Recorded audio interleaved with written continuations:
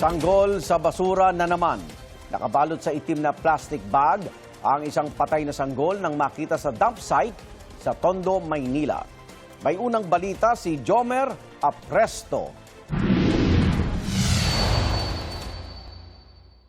Isang bagong silang na sanggol na babae ang natagpuan sa bagsakan ng mga basura sa Tondo, Maynila pasado 1:00 ng hapon kahapon.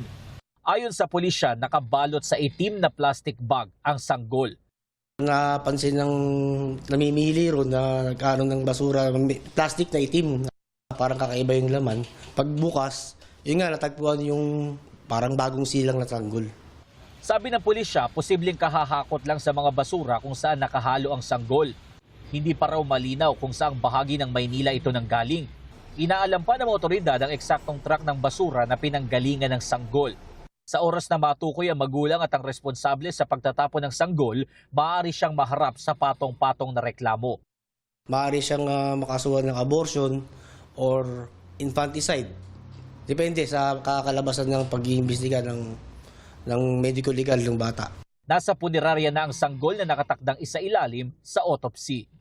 Ito ang unang balita. Jomer Apresto, GMA News.